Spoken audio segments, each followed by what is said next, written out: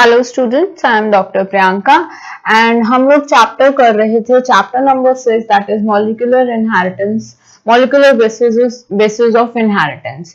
बच्चे last sessions में हम लोग उस चैप्टर में डीएनए पे बात कर रहे हैं।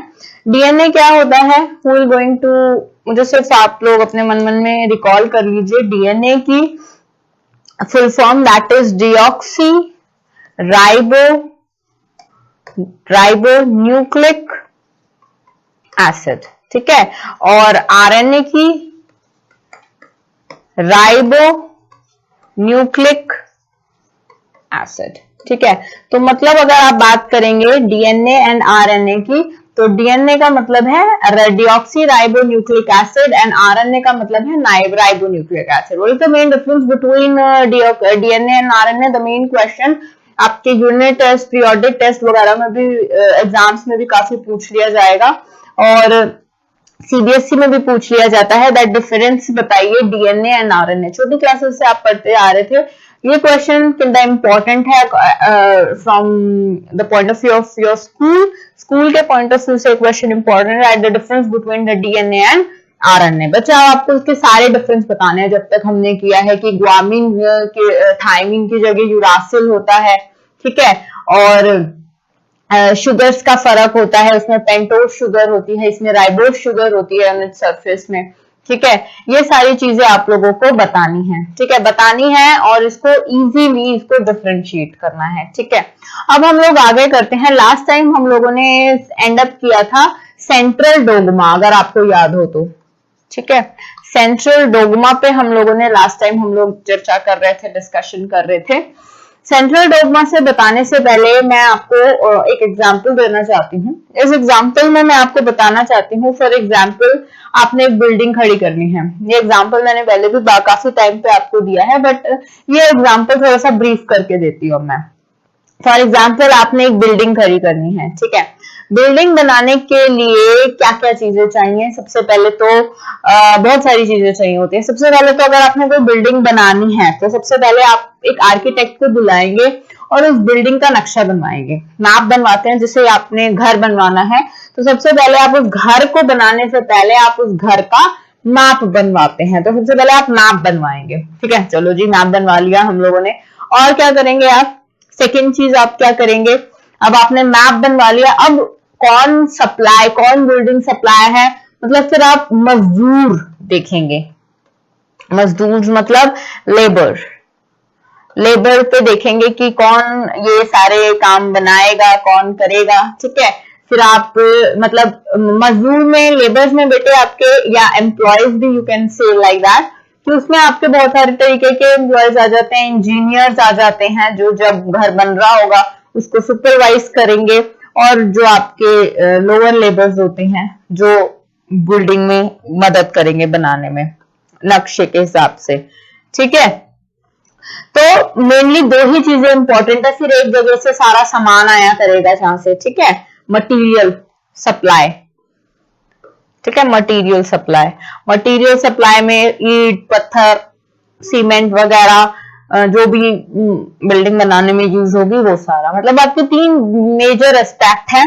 एक आपका मैप बनेगा, जब तक आपका एक लेड डाउन फॉर्मेशन नहीं हो जाएगी कि भाई ये स्ट्रक्चर ऐसा बनना है, तब तो आप पहले क्या उनको बताओगे। फिर आप अपने लेबर्स को, एम्प्लॉयज को रखोगे उस जगह पे जहाँ पे ये इमारत बननी है या बिल्डिंग बननी है। उसके बाद आप मटेरियल सप्लाई करवा के कंस्ट्रक्शन स्टार्ट कराएंगे। इन द सेम वे में बच्चे, जब आपका कोई भी प्रोटीन बनना होता है, सिंथेसिस होती है या डिवीजन होनी होती है, सेल डिवीजन होनी होती है, तो फ्रांसिस क्रिक ने एक मॉडल दिया। उसने बताया कि ये जो, अगर आपने कोई प्रोटीन सिंथेसिस करानी है, अगर कोई प्रोटीन बनना है, तो प्रोटीन बनने का इंफॉर्मेशन, प्रोटीन बनने का क्या बेसिस रहेगा, हाउ इंफॉर्मेशन विल फ्लो, ठीक है। इंफॉर्मेशन का मतलब है कि अब डीएनए, अब मैंने लास्ट क्लास में हम लोगों ने बात की थी कि डीएनए है हमारा आर्किटेक्ट। क्या है डीएनए? आर्किटेक्ट है, ठीक है। अब आर्किटेक्ट के पास क्या है बेटे? सारी इंफॉर्मेशन है, ठीक है। सारी इंफॉर्मेशन का मतलब है आर्किटेक्ट के पास सारी इंफॉर्मेशन है, सारी कोडिंग्स की नॉलेज है, उसको सारी कोडिंग्स पता है। ठीक है, कोडिंग्स मतलब कि अगर बेडरूम बनना है या कोई भी प्रोटीन बनना है तो उसकी कोडिंग क्या होगी। ठीक है, ऐसे ही अगर कोई अमाइनो एसिड्स का दूसरा प्रोटीन बनना है, there are many types of proteins, तो अलग अलग प्रोटीन्स बनना है या किसका प्रोटीन बनना है तो उसकी कोडिंग क्या होगी। ठीक है, और जब कोई प्रोटीन बन जाएगा तो उसको बिठाने का फॉर्मेट क्या होगा, उसके अंदर क्या होगा क्या नहीं होगा, सारी कोडिंग। और हमारी बॉडी आपको पता है 80% ऑफ प्रोटीन से बनी हुई है। ठीक है, तो हमारी बॉडी में सबसे मेजर रोल प्रोटीन का है। तो प्रोटीन को बनाने का जो मूल मंत्र है यू कैन से, वो है डीएनए के पास। बाकी और किसी के पास भी डीएनए को प्रोटीन सिंथेसिस का मंत्र नहीं है। अब आप कहोगे मैम डीएनए की जरूरत क्यों है। अब आप बेटे आप खुद सोचो कि डीएनए की जरूरत क्यों है।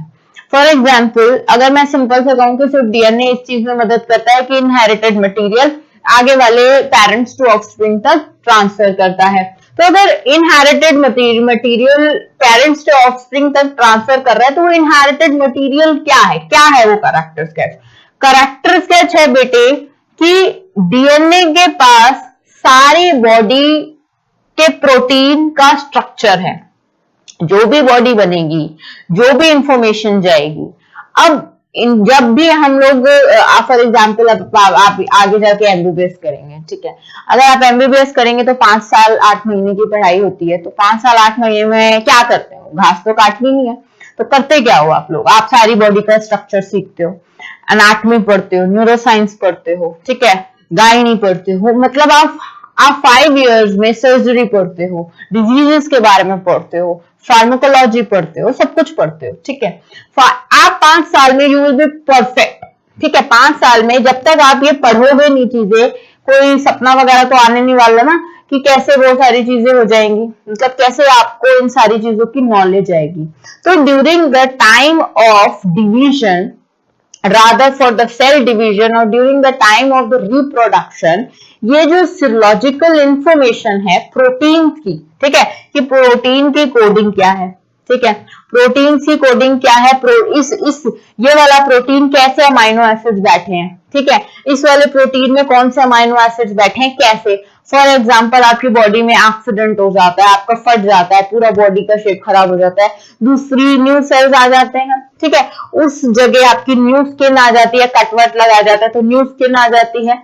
इन द सेम मैनर कभी अंदर कोई सेल डैमेज हो जाता है तो न्यू स्किन, न्यू सेल्स बन जाते हैं। वो सेल्स कैसे बन रहे हैं, किसको पता है, क्या कैसे बनेगा दूसरा सेल, वो किसको का आंसर है, डीएनए को पता है। डीएनए को पता है कि अब अगर मैंने दूसरा सेल बनाना है तो मेरे को ये कोडिंग है, ये नक्शा है और उस नक्शे के हिसाब से मुझे काम करना है, और वो नक्शे के हिसाब से जो वो काम सौंपता है वो करता है आरएनए।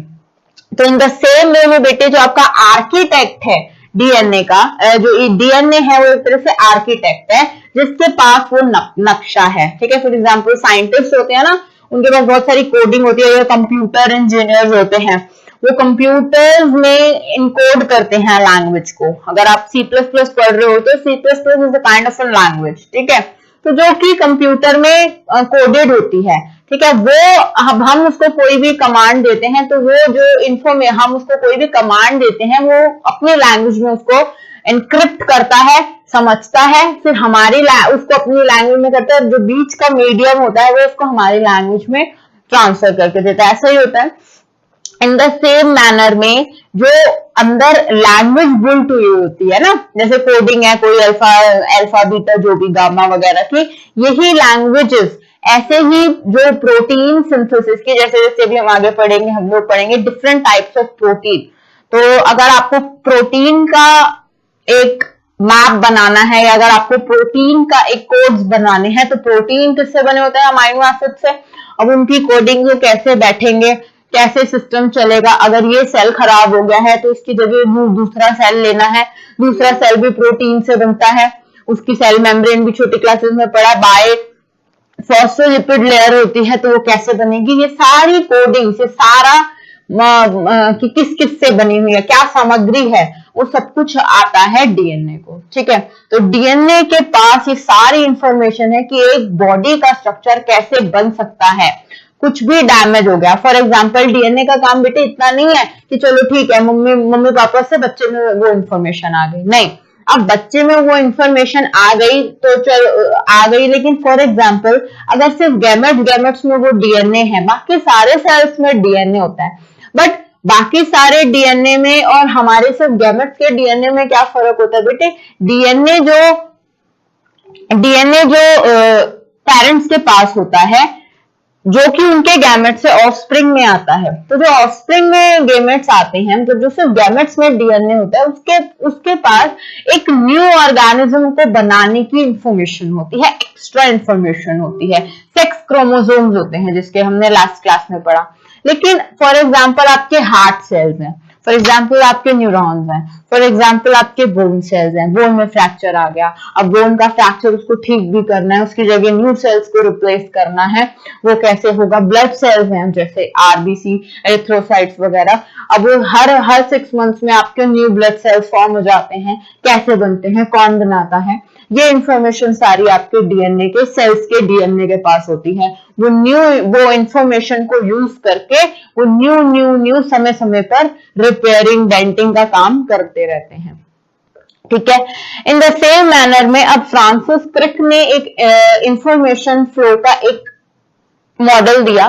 मॉडल में उसने क्या बताया कि ये जो इंफॉर्मेशन है कि अगर आपको कोई प्रोटीन बनाना है या कोई भी इंफॉर्मेशन पास करनी है तो आप कैसे करोगे? कभी कभी पास गेम खेलते हैं हम लोग क्लास में बैठ के, तो पास गेम खेलते हैं तो कोई क्वेश्चन आपसे सामने से पूछे तो वो क्वेश्चन अगर आपको नहीं आता तो आप पास कर देते हो, तो ऐसे ही पासिंग ओवर द इंफॉर्मेशन चलती है।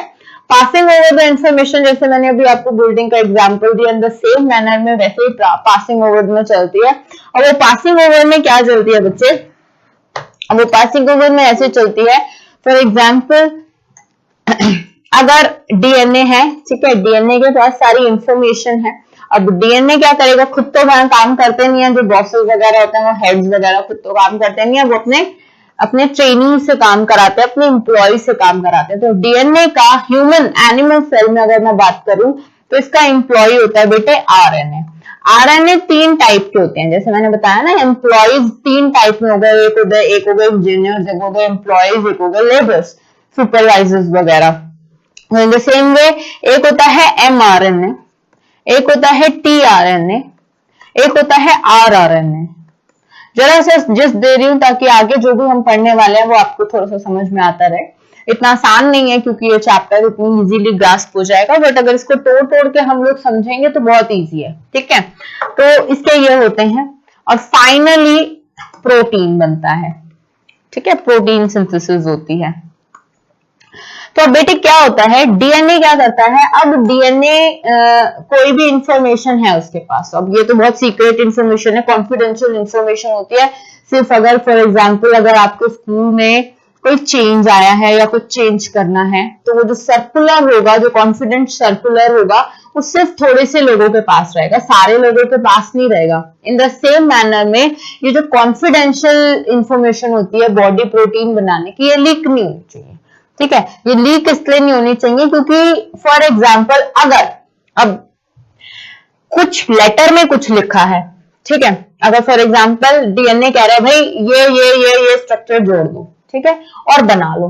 अब किसी ऑर्गेनली को ये हाथ में इंफॉर्मेशन लीक हो गई सपोज करो, तो उसको तो इतनी अकल है नहीं कि वो ये इंफॉर्मेशन बिल्कुल वैसी पढ़ेगा जैसे डीएनए बोल रहा है, नहीं, ऐसे तो नहीं पढ़ेंगे ना।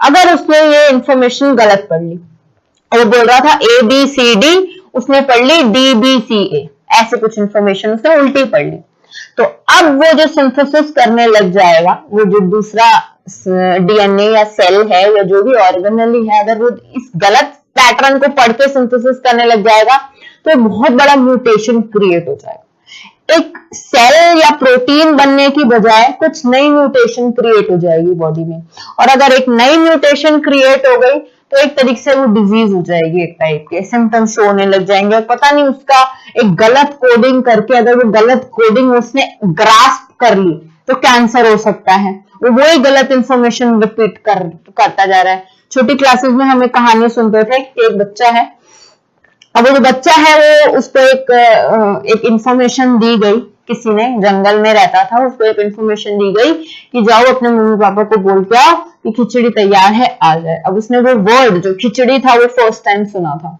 तो वो क्या बोलता गया, वो उसने बोला कोई बात नहीं बेटे, याद करते जाओ, खिचड़ी खिचड़ी खिचड़ी। लास्ट तक वो पूरे जंगल में वो खिचड़ी खिचड़ी खिचड़ी बोलता गया पूरे अपने रास्ते तक। And the time in the middle of the thing, in the middle of the jungle, what he started reciting, instead of khichdi said khichdi khichdi khichdi, वो लास्ट पे आपने चिड़ी चिड़ी चिड़ी। तो अपने मम्मी पापा को उसने क्या इंफॉर्मेशन दिया कि खिचड़ी तैयार है, चले जाओ। ठीक है, सो इंफॉर्मेशन कब चेंज हो गई उसको भी नहीं पता था। तो ऐसे ही DNA has the knowledge, DNA has the brain, DNA has the capability to read the coding, क्योंकि उसी ने वो कोडिंग बनाई है, उसको अपनी कोडिंग्स का पता है। अगर ये कोडिंग गलत ट्रांसफर या गलत ट्रांसक्रिप्ट कर ली गई या ट्रांसलेट कर ली गई, तो वो गलत ट्रांसलेशन में एक ऐसी चीज बन जाएगी जो कि it might be dangerous for the body. Body के लिए नहीं, क्या पता वो जो चीज उन्होंने गलत इंफॉर्मेशन लेके ट्रांसलेट करी है वो कुछ का कुछ बना दे या पता नहीं क्या टॉक्सिसिटी क्रिएट कर दे सेल में। इन द सेम मैनर ये जो इंफॉर्मेशन है बेटे, ये बड़ी कॉन्फिडेंशियल होती है। ठीक है, अब ऐसे ये इंफॉर्मेशन जो बड़ी कॉन्फिडेंशियल थी, ये अब उसने आरएनए को उसने एक पैकेट, एक टाइट सील्ड पैकेट था, उसमें उसको एनक्लोज कर दी। ठीक है, वो टाइट सील्ड पैकेट जो किसी बाकी से लीक ना हो, किसी ऑर्गेनली के पास ना जाए या ऐसी इंफॉर्मेशन ना आ जाए। फिर उसके पास आता है एमआरएनए, जो कि you can call it as a postman. क्या है? पोस्टमैन। ठीक है, अब बच्चे ये जो पोस्टमैन है, ये पोस्टमैन आया, अब ये जो टाइट सील पैकेट था एमआरएनए का, ये इस पोस्टमैन ने ले लिया। पोस्टमैन का काम क्या होता है? कोई भी कॉन्फिडेंशियल खत होता है वो टाइट सील पैकेट में वो चला जाता है ना, हम लोगों के पास या हम लोगों के घरों तक पहुंचते हैं ना।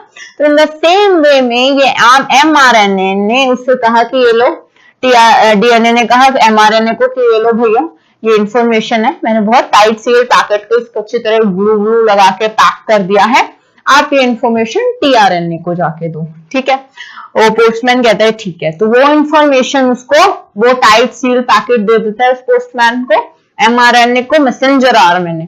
एमआरएनए का मतलब होता है बेटे मैसेंजर आरएनए। ठीक है, अब मैसेंजर आरएनए भागता भागता भागता होता जाता है टीआरएनए का। अब टीआरएनए क्या करता है, वो पैकेट खोलता है और वो सारी इंफॉर्मेशन ट्रांसलेट कर लेता है। अब वो जब सारी इंफॉर्मेशन ट्रांसलेट कर लेता है, ट्रांसलेट मतलब लिख लेता है अपने पास। ठीक है, कि अच्छा डीएनए ने कहा है एल्यूमिन लगेगा, ग्वानिन लगेगा, अच्छा ऐसे ऐसे स्ट्रक्चर होते हैं, सो ही ट्रांसलेटेड दैट स्ट्रक्चर। फिर क्या करता है टीआरएनए, टीआरएनए द मटेरियल, मतलब उसने इंफॉर्मेशन समझ ली, लिख ली अपने पास। अब वो सामान इकट्ठा करता है दूसरे ऑर्गेनेली से, कैसे ये प्रोटीन बनाने के लिए इसकी जरूरत है, ये कोडिंग की जरूरत है। जब उसके पास वो सारा सामान आ जाता है तो वो लेके कहाँ चला जाता है? आरएनए के पास। आरएनए के पास बेटे, यहाँ पे मैंने आरएनए के पास चला जाता है। अब आरएनए के पास वो सारी मशीनरी होती है जिनसे हम लोग इनको चिपका चुपकी सकते हैं। मतलब फॉर एग्जांपल इसके पास अलग अलग स्ट्रक्चर, एलेनिन आ गया, वैलिन आ गया, गैलिनिन आ गया, सब कुछ आ गया। अब ये भागता हुआ जाएगा इसके सरफेस पे, फैक्ट्री में चला जाएगा। यहाँ पे डिफरेंट टाइप्स की इसके एंजाइम्स होती हैं। अब इनको जोड़ना है, एलेनिन को जोड़ दिया, वैलिन को जोड़ दिया, ग्वानिन को जोड़ दिया। अब यहाँ पे जो क्या इंफॉर्मेशन कट करके कैसे जोड़ा, जैसे डीएनए ने बताया था अपनी चिट्ठी में, वैसा करके ये एक प्रोटीन तैयार कर देते हैं। वो प्रोटीन फिर कहाँ पे जाना है, किस पार्ट में जाना है, सेल के कौन से पार्ट में जाना है, वो अपने आप डिसाइड हो जाता है। ये काम है डीएनए का। यही काम रहता है पूरी बॉडी में, हर सेल के पास जो डीएनए है। फॉर एग्जाम्पल हार्ट के पास जो डीएनए है, हार्ट सेल्स के पास डीएनए है, उसको बोन सेल्स बनाने की नॉलेज नहीं है बेटे, डिफरेंस समझो। ठीक है, हार्ट के सेल्स के पास जो डीएनए है उसके पास बोन सेल्स बनाने की नॉलेज नहीं है। अगर हार्ट सेल कुछ खराब हो जाता है, कार्डियक सेल कुछ खराब हो जाता है, तो वो उसी की इंफॉर्मेशन नहीं रेप्लिकेट करेगा डीएनए, या वो हार्ट का प्रोटीन ही बना सकता है। ठीक है, और ऐसे ही बोन्स के पास जो जैसे ऑस्टियोब्लास्ट के पास इंफॉर्मेशन है वो सिर्फ इतनी है, मतलब हर स्पेसिफिक सेल के पास जो इंफॉर्मेशन है वो उसके स्पेशलाइज रिलेटेड है, इन case of complex organisms like animal. लेकिन अगर मैं बात कर देती हूँ गेमेट्स की, तो गेमेट्स के पास सारी इंफॉर्मेशन है। ऑटोसोमल क्रोमोसोम्स हमने पढ़ा था ना लास्ट सेशन में, उसके पास सारी इंफॉर्मेशन है कि हार्ट सेल्स कैसे बनेंगे, बोन सेल्स कैसे बनेंगे, उनके प्रोटीन्स कैसे बनेंगे। अब बोन सेल्स जैसे भी बनेंगे उनके अंदर जो डीएनए वो प्रोटीन तो अपने आप ही पता होगा उनको बनने का, लेकिन gametes have all the information. Even उनके पास ये इंफॉर्मेशन, सेक्स कैसा डिसाइड होगा कि लड़का है या लड़की है, they have that information too. So there is a difference between the gametic DNA and rest of the DNA of the cell. ये चीज क्लियर होती है। तो ऐसे फ्रांसिस क्रिक ने, वेरी इंपॉर्टेंट 3 मार्क्स का क्वेश्चन आ जाता है कि एक डोगमा बनाया द फ्लो ऑफ इंफॉर्मेशन। अब उस फ्लो ऑफ इंफॉर्मेशन में उसने बताया कि ये तो बेटे आ गया आपका डीएनए, उसके बाद आपकी ऐसे ही ट्रांसक्रिप्शन होती है एमआरएनए की, ठीक है। फिर ट्रांसलेशन होती है, मतलब उसने ये एनकोडेड लेटर और एनकोडेड खत किसको दे दिया, एमआरएनए। उसने पढ़ने की कोशिश नहीं की बेटे, क्योंकि अगर ये पढ़ लेगा, इसका काम पढ़ना नहीं है, इसका काम ट्रांसफर करना है, ट्रांसक्रिप्ट करना है। ट्रांसक्रिप्ट करना है मतलब जैसा का जैसा उसने लिखा था वैसे का वैसा उसने जाके अब इसने इसको अपनी लैंग्वेज में सिंप्लीफाई किया। इसने मतलब कुछ कोडेड लैंग्वेज लिख के दी थी। फॉर एग्जाम्पल कोई आपके जो भी सीक्रेट इंफॉर्मेशन है, फॉर एग्जाम्पल कोई आईएसआई के एजेंट आपने मूवीज में देखा होगा, कोई बार बार मैसेज रिपीट हो रहा है तो उनको कम्युनिकेशन एजेंसीज कैच कर लेती हैं, वो खत बार बार करती हैं कि दिल मांगे मोर, ऐसा कोई मैसेज होता है, तो वो पाकिस्तानी या इंडियन को बताने की कोशिश कर रहे थे। या कोई भी ऐसा टेररिस्ट का मैसेज हो जाता है तो उसमें इंफॉर्मेशन ऐसे कोडेड लैंग्वेज में कैच हो जाती है ना, तो ये कोडेड लैंग्वेज होती है। ये इसको अपनी भाषा में ट्रांसक्रिप्ट करेगा कि ठीक है अगर ये कॉम्बिनेशन है तो ट्रांसलेट करना है, एलानीन लगेगा। ये कोई भी अरेबिक लैंग्वेज होती है, वो अरेबिक लैंग्वेज समझने की ताकत सिर्फ इसमें होती है। ये मतलब नहीं अरेबिक की होती है। I am just giving you an example कि coded, it's an coded language. ये कोडेड लैंग्वेज समझना इसके बस की होती है, बस ये उसको अपनी कॉपी में सही सही उतार लेता है। क्या कर लेता है, उतार लेता है। वो लैंग्वेज जो समझना होता है वो समझता है टीआरएनए, ठीक है।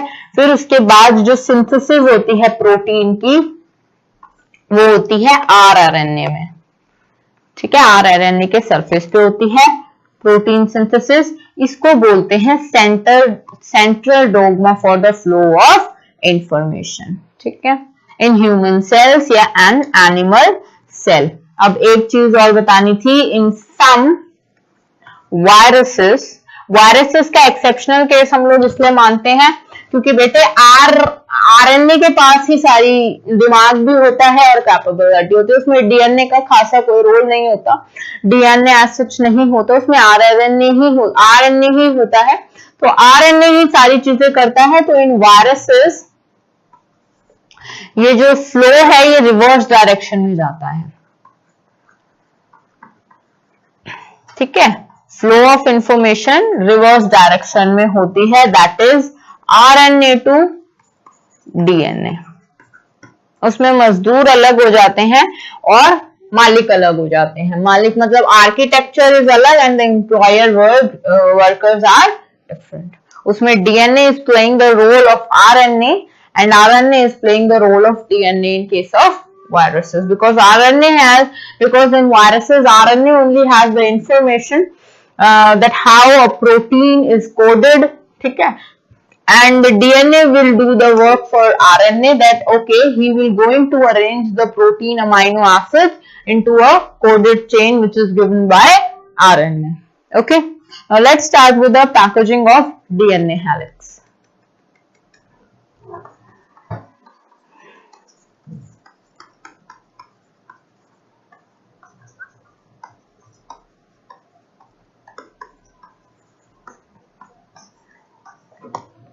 अच्छा, अब पैकेजिंग का मतलब होता है कि जो डीएनए का मॉलिक्यूल होता है उसकी कैसे पैकेजिंग होती है। Will going to study that how that how a DNA helix will be packed. ठीक है, एक डीएनए का हेलिक्स कैसे पैक्ड होता है उसके बारे में हम लोग पढ़ते हैं। ठीक है, सबसे पहले तो बेटे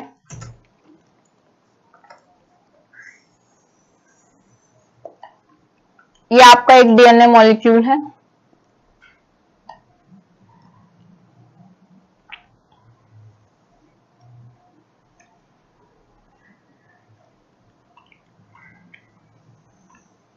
this is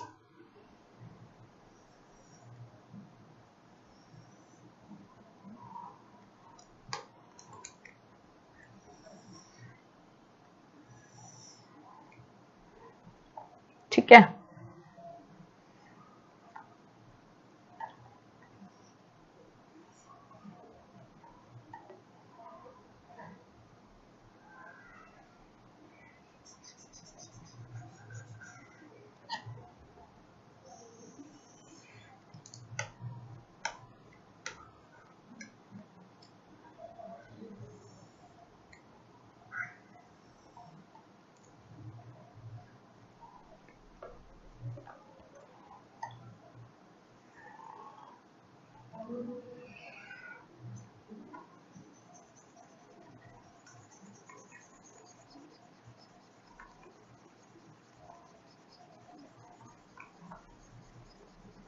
this is the diagram कि अब ये जो डीएनए का मॉलिक्यूल होता है ये कैसे पैक हुआ हुआ होता है। ठीक है, हमने पढ़ा ना एक डीएनए मॉलिक्यूल होता है, बेस पेयर होते हैं लास्ट क्लास में, और एक डीएनए का बेटे मॉलिक्यूल होगा वो कैसे पैक हुआ होता है, वी विल सी।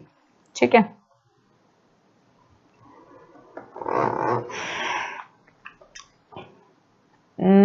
इसको मैं अच्छी तरह बना देती हूँ ताकि you will have the knowledge कि ये कैसे होता है। बेटे लास्ट क्लास में हम लोगों ने पढ़ा था कि जो एक डीएनए का मॉलिक्यूल होता है, ठीक है, एक जो डीएनए का मॉलिक्यूल होता है उसमें न्यूक्लियोटाइड्स होते हैं, वो न्यूक्लियोटाइड्स अरेंज होते हैं एक तरीके से। ठीक है, बेस पेयर्स होते हैं, फिर वो बेस पेयर्स अरेंज होते हैं, बैकबोन बनाते हैं। वील ऑल स्टडी, हम लोगों ने लास्ट क्लास में ये पढ़ा था। अब हम लोग देखेंगे कि how this packaging is done. एक तो ये है चेन, एक ये दूसरी चेन है। इसको मैं इसलिए डिफरेंशिएट कर रही हूं क्योंकि अभी हम जो पीछे नंबरिंग करेंगे और फिलिंग करेंगे उसमें इसके लिए यूजफुल है।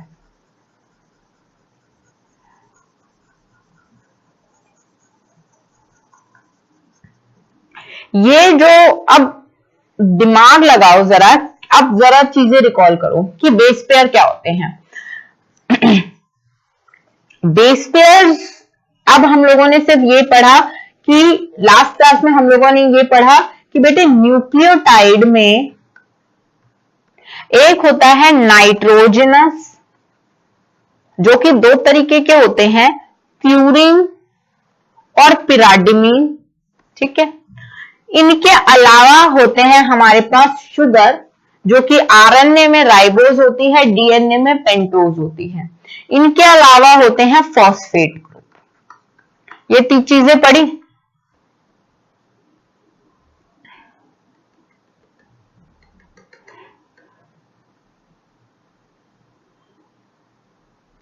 ठीक है, ये चीजें पढ़ी, phosphate group, sugar and nitrogen, ये बनाता है एक न्यूक्लियोटाइड। अब डीएनए के एक मॉलिक्यूल में ना ये बहुत सारे nucleotide molecule, these are the molecule, basically गोला का स्ट्रक्चर होता है इनका। तो ये जो मॉलिक्यूल होते हैं ये अरेंज होते हैं। तो आप कहोगे मैम ये जो आप ऑरेंज ऑरेंज कलर कर रहे हो ये क्या चीजें हैं? बच्चों को लास्ट तक कंफ्यूजन रहता है कि शायद ये कुछ और है, वो भी हम डिस्कस करते हैं। ये बेटे जितना भी आप लोगों ने करना है ये सारा स्ट्रिक्टली एनसीईआरटी को रेफर करके करना है। कोई don't need to go for Pradeep's book, क्योंकि उसमें बेटे बहुत ज्यादा वास्ट दिया हुआ है। और अगर आपने सिर्फ सीबीएसई का सोचना है, या मैं तो अगर कहूंगी कि एआईपीएमटी का सोचना है, वो भी यूजलेस ही है। प्रदीप्स वगैरह को फिलहाल अभी इस पॉइंट ऑफ व्यू पे रेफर करना। So just go strictly through the NCERT, इसी को रट लो, वो बहुत है, जो कि वही आपका नीट के हिसाब से आएगा।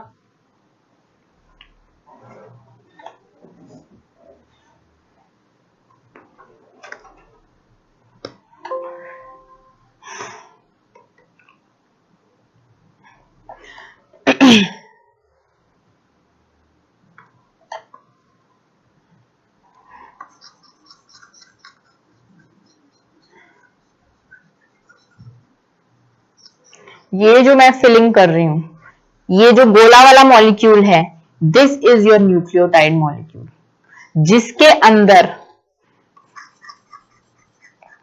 जिसके अंदर बेटे ये आपका सारा होता है, फॉस्फेट, शुगर ग्रुप और ये सारा, ये जो मैं ये गोला वाला मॉलिक्यूल कर रही हूं, ये वाला।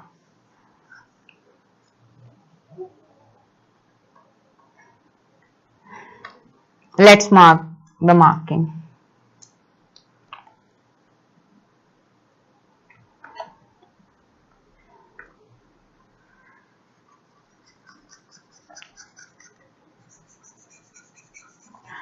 और ये जो ऑरेंज कलर का बना रही हूं, this is the histone protein, which is very important. ये डायग्राम ऐसा का ऐसा बनाएंगे तो भाई 5 में से 5 नंबर मिल जाएंगे। डायग्राम नहीं बनाएंगे और ऐसी अपनी कहानी लिखते चले जाएंगे तो कोई नंबर नहीं मिलेंगे। वो ऐसे ही नंबर देंगे जो सीबीएसई वाले हमारे ग्रुप्स हैं, ठीक है।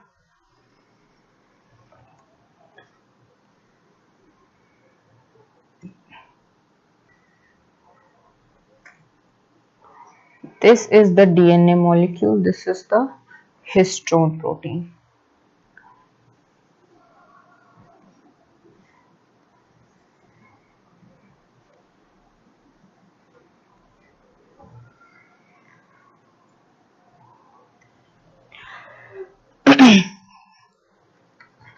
Nucleotide.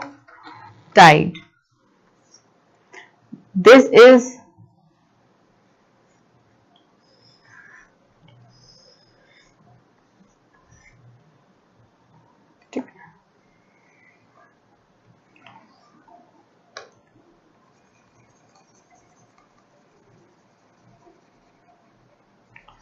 अब जरा इसके बारे में अगर लिखे क्वेश्चन आता है कि discuss and define the packaging of DNA helix, then you're gonna write it in points, ठीक है। How you're gonna write it in points? First point, distance जो है आपका, distance between two base pairs। Base pairs मतलब जो nucleotides के अंदर होते हैं ना, नाइट्रोजनस पेयर्स, वो, ठीक है। लेट इट एज 0.34 नैनोमीटर, ये हम लोगों ने लास्ट फर्स्ट उसमें डिस्कस कर लिया था, ठीक है। 0.34 into 10 raised to power -9 meter, if you want it convert into meters, ठीक है। सेकंड, लेंथ कितनी होती है डीएनए की? Length of a DNA strand, ठीक है। एक डीएनए स्ट्रैंड की length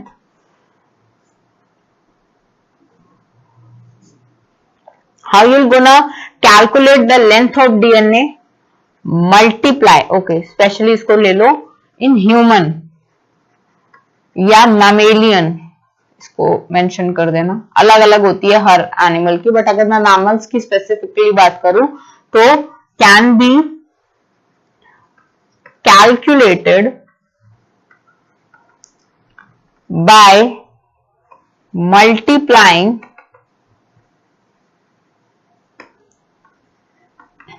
total number of base pair with distance between, very important, two consecutive base pair,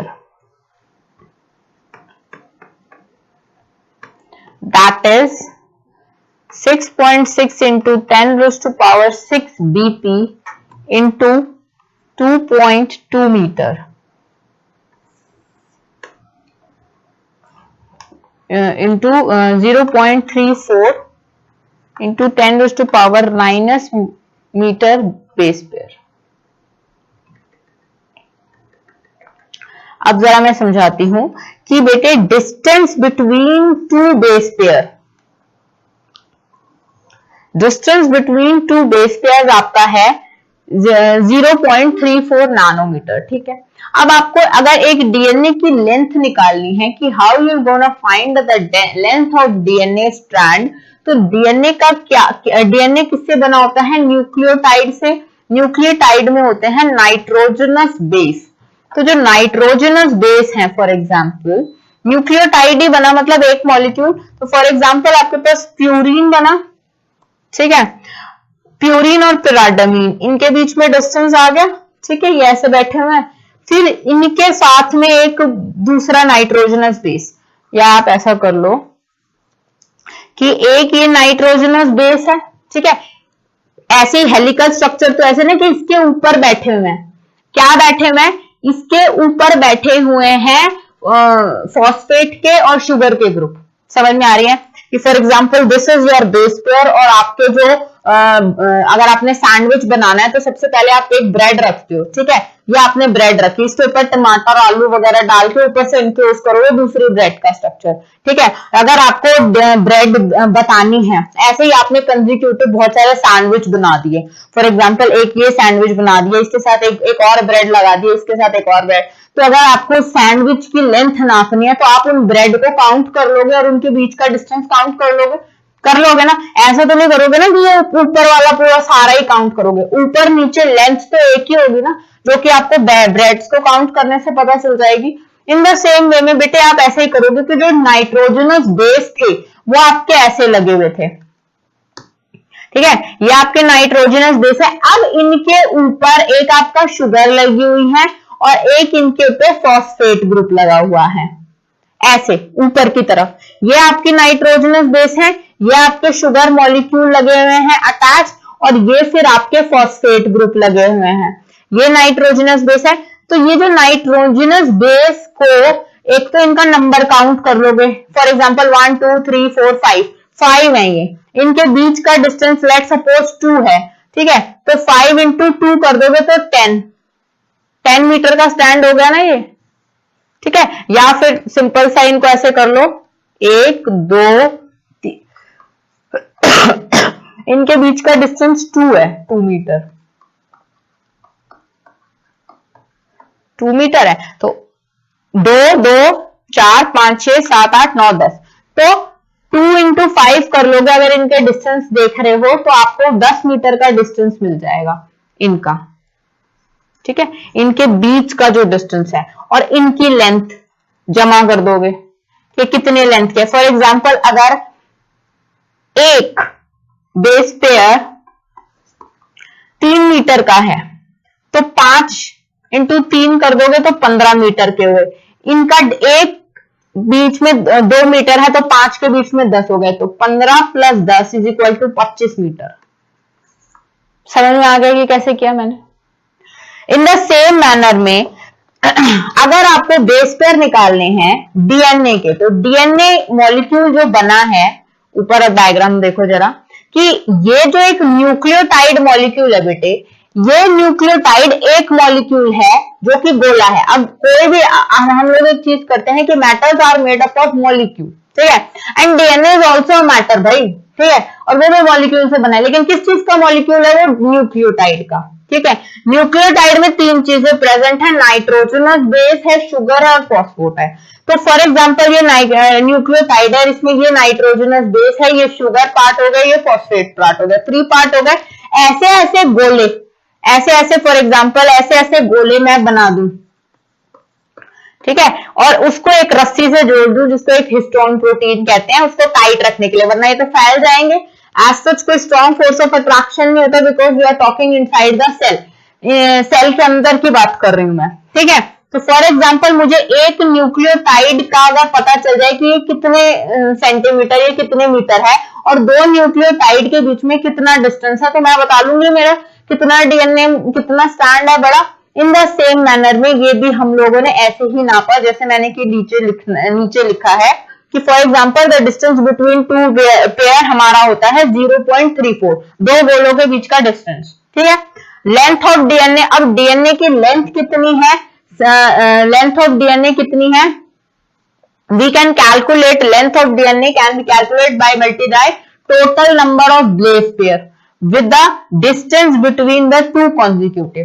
total कर लेंगे, अगर मुझे एक पूरे का निकालना है तो डिस्टेंस, टोटल नंबर मेरे इतने बेस पेयर हैं और उनके बीच का जो डिस्टेंस है वो इतना है, तो मल्टीप्लाई करके मेरा आंसर निकल जाएगा। इन द सेम वे में ये क्वेश्चन वेरी इंपॉर्टेंट है कि न्यूक्लियोटाइड जो है वो एक मॉलिक्यूलर शेप में है, लेकिन जो मैंने बेस पेयर कहा है, जब भी बच्चा बेस पेयर नाम सुनता है उसके दिमाग में एक ब्रेड कलर का चकोरस स्ट्रक्चर आ जाता है। बेटे वो जो चकोरस स्ट्रक्चर जो मैंने ऊपर ऐसा वाला बना के दिखाया था बेस, क्योंकि आप हमेशा सोचते हो तो बेस हमेशा फ्लैट सरफेस होगा। वेरी करेक्ट है, आपका जो दिमाग सोच रहे बिल्कुल करेक्ट है। बेस पेयर अगर आप नाइट्रोजनस बेस को, जैसे आप एक सैंडविच बना रहे हो तो जो नीचे वाला बेस है वो तो आपका नाइट्रोजनस बेस ही है जिसपे शुगर और फॉस्फेट यूज करके खड़े हैं, ठीक है, और उसके साथ में एक आपका न्यूक्लियोटाइड और है। फॉर एग्जाम्पल अगर ये आपका एक बेस पेयर नाइट्रोजनस बेस है, इसके ऊपर शुगर खड़ा है, इसके ऊपर फॉस्फेट खड़ा है, ये दूसरा न्यूक्लियोटाइड नाइट्रोजन शुगर, और अब ये दोनों यूं करके मिक्स्ड है, ठीक है, इंटरमिंगल्ड है एक दूसरे से, इनकी लेयर्स इंटरमिंगल्ड है, ठीक है। ऐसे ऐसे ऐसे ऐसे ये structure double helical in the same way में इंटरनेटेड है। अच्छा, दूसरी चीज ये हो गई। दूसरी चीज हम जो बात कर रहे हैं कि मैम ये आपने जो ऑरेंज कलर की रस्सी लपेटी हुई थी ये क्या है। पहले इससे पहले लिखो कि लेंथ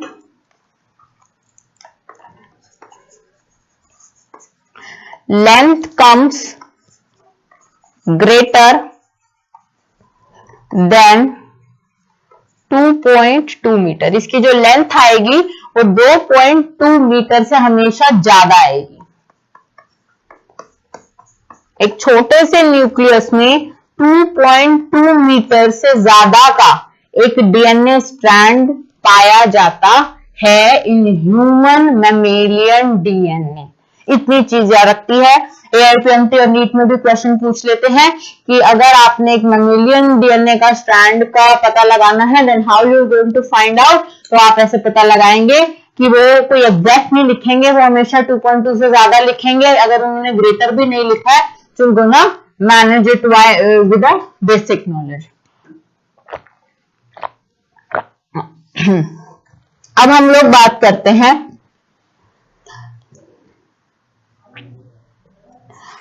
ठीक है, लेंथ, सॉरी लेंथ कम्स, ये लेंथ होगी बेटे 2.2 मीटर, ठीक है। A length is far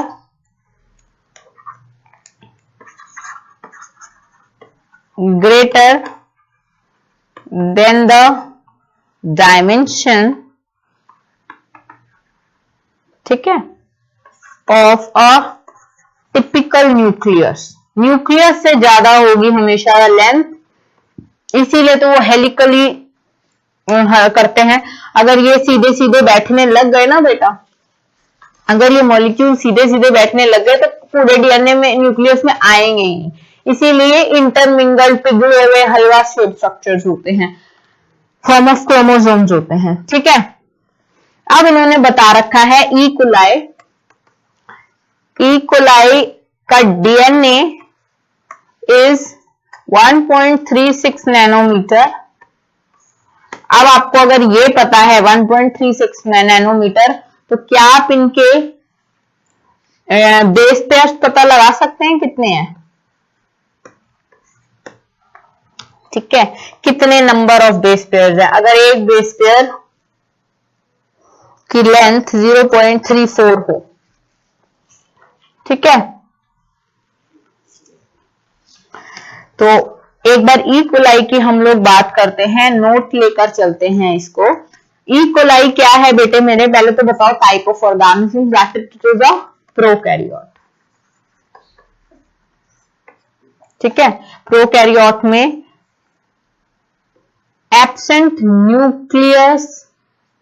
nuclear structure,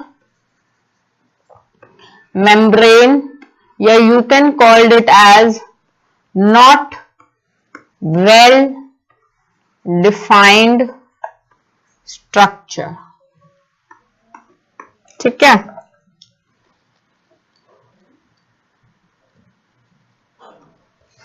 So DNA is not scattered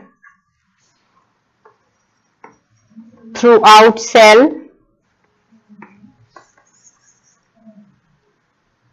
as DNA negative charge होता है बेटे, negative charge particle is held with some protein, they have positive charge, ठीक है, in region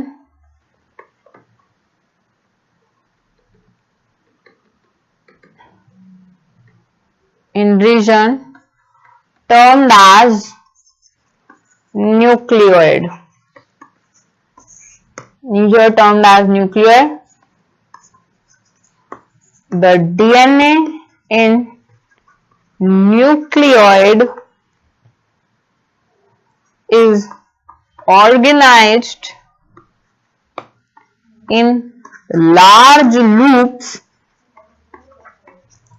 held by proteins. क्या लिखवाया है मैंने, अब इनको समझो बेटे। प्रोकैरियोट्स एक ऐसे ऑर्गेनिजम्स हैं, ठीक है, प्रोकैरियोट एक ऐसे ऑर्गेनिजम्स हैं जिनका न्यूक्लियर स्ट्रक्चर नहीं होता, ठीक है। तो क्या तुम्हें लगता है कि जो न्यूक्लियस है, क्रोमोसोम्स हैं, ऐसे बिखरे पड़े हैं न्यूक्लियस के अंदर, ऐसे स्कैटर्ड है? नहीं। अब न्यूक्लियस जो डीएनए है बेटे, वो आपका नेगेटिव चार्ज है, ठीक है। अब अगर डीएनए नेगेटिव चार्ज है तो उसको बांध के या पकड़ के रखने के लिए कोई पॉजिटिव चार्ज हमें चाहिए, ताकि वो उससे एक डीएनए मॉलिक्यूल दूसरे डीएनए मॉलिक्यूल से अच्छी तरह जकड़ा रहे, चिपका रहे। तो ऐसे ये बच्चे, ये जो रस्सी है, ठीक है, ये प्रोटीनिशियस रस्सी है जिसका पॉजिटिव चार्ज है। ये चीज समझ में आ रही है कि ये जो रस्सी है इसका प्रोटीनिशियस चार्ज है। फॉर एग्जाम्पल, अगर डीएनए नेगेटिव चार्ज है तो अगर दूसरा डीएनए नेगेटिव चार्ज है तो दे विल क्या करेंगे, रिपेल करेंगे ईच अदर, ठीक है। तो कुछ ना कुछ, और प्रोकैरियोट्स का जो न्यूक्लियस होता है वो होता ही नहीं है, वेल डिफाइंड स्ट्रक्चर ही नहीं होता, नॉन न्यूक्लियर मेम्ब्रेन होती है। तो क्या पूरे बैक्टीरिया या ई कोलाई में ये ऐसे नहीं डीएनए पड़े रहेंगे? नहीं, they are held tightly by a proteinaceous रस्सी, ठीक है, जो मैंने वो ऑरेंज कलर के ऊपर बनाई है। अब ये जो ऑरेंज कलर की देखिए रस्सी है, ये है पॉजिटिव चार्ज, ठीक है। This is made up of positive charge. अब ये जो नेगेटिव पॉजिटिव चार्ज है, they will attract each other strongly, और ऐसे ही ये इससे पूरे से लपेटी हुई होती है, और यही रस्सी फिर इससे लपेटी हुई है। मतलब इसके बीच में ये पॉजिटिव, इसके बीच में और, मतलब strong attraction. So they are held tightly with positive and negative charge, और ये एक दूसरे को रिपेल भी नहीं करेंगे क्योंकि इसके बीच में क्या प्रेजेंट है, ये रस्सी प्रेजेंट है। मेरी बात समझ में आ रही है कि अगर ये मैं बिना किसी चीज के इनको जोड़ने की कोशिश करती तो ये कभी भी नहीं जुड़ पाते, because DNA being as a negative charge member या particle can repel other DNA, but due to the tightly held structure of protein, जो इसके ऊपर लपेटा हुआ है उसको एक रस्सी टाइप कह देती है, which is the positive charge। अब ये जो पॉजिटिव चार्ज रस्सी है, ठीक है, ये इसको पूरे को इसको घुमावदार में इसको कवर कर रही है, और इस पे पॉजिटिव नेगेटिव चार्ज क्या हो रही है, दे आर टाइटली हेल्ड, और इनके बीच में, दो डीएनए के बीच में अब एक रस्सी की, एक पॉजिटिव रस्सी की फोल्ड है। So that's why they are tightly held together by each other।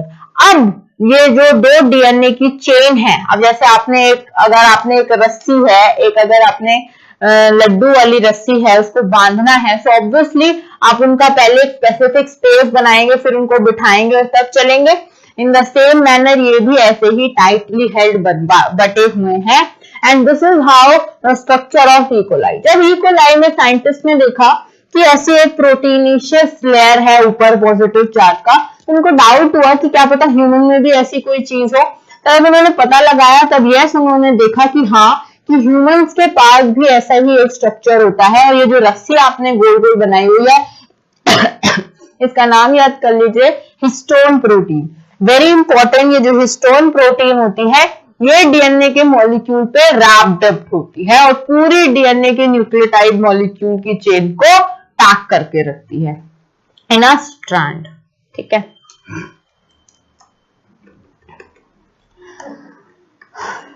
अब अगर मैं बोलूं in eukaryotics, karyotes, this organization is much more complex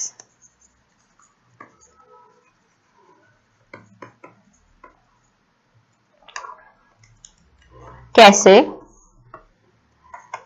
There is set of positively charged basic proteins called rot, that is histones। ठीक है, a protein acquire charge depending upon the abundance of amino acid। A मतलब amino acid, just to be very clear। ठीक है, amino acids resides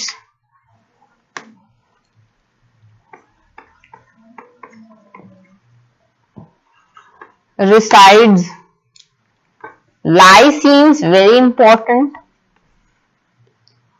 amino acid resides with depending of the abundance of amino acid resides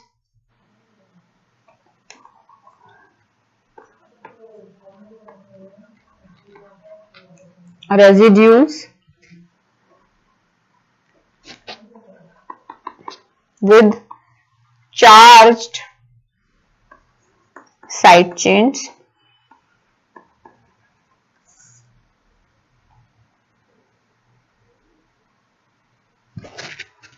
अच्छा बेटा, एक चीज है आपकी NCERT इसमें एक चीज बोल रही है, अगेन एनसीईआरटी थोड़ी सी चालाकी कर रही है। उन्होंने छोटी सी लाइन लिख के छोड़ दी है, उसको एक्सप्लेन ब्रीफली नहीं किया, इसीलिए ही कई बार कंफ्यूजन आ जाता है।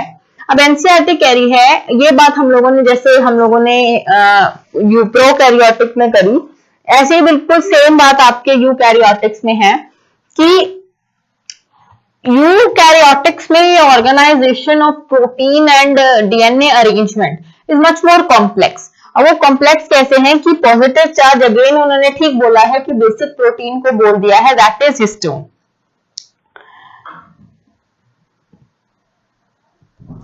दूसरी चीज बेटे ये क्या कह रही है, इस चीज के अलावा ये इस चीज को क्या कह रही है, a protein acquire charge depending upon the abundance of amino acids residue with charged side chains। इसका मतलब आगे क्लियर होगा, जैसे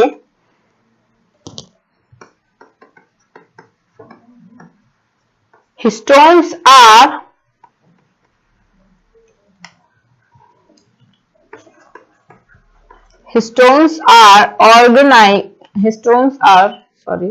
rich in basic amino acid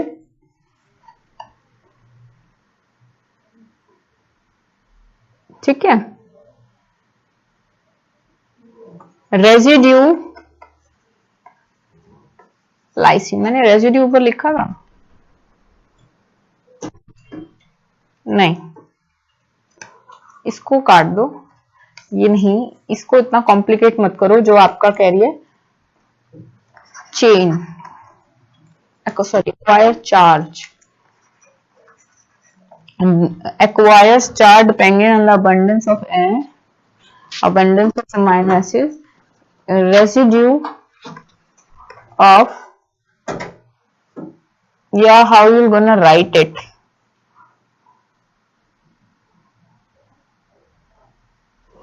With the residues of charged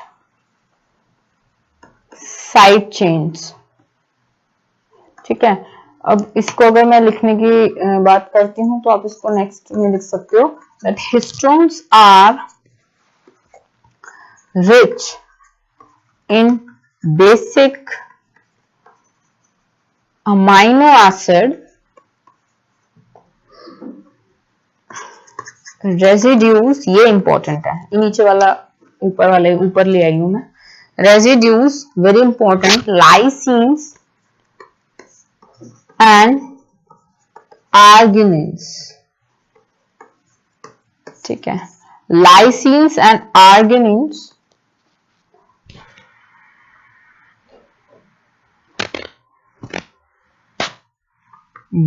both amino acid carries positive charge in their side chain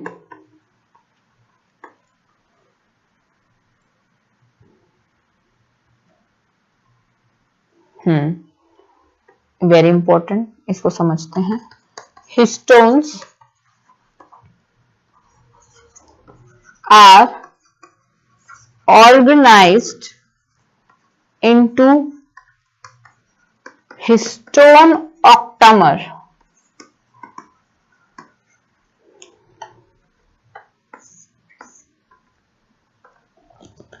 देखो उन्होंने histone की composition बता दी है, ठीक है। ई कोलाई में दे हैव नॉट मेंशन, उन्होंने बोला कि जो पॉजिटिव चार्ज की जो रस्सी है, these are only charge particles, ठीक है। अब इन्होंने ये बोला कि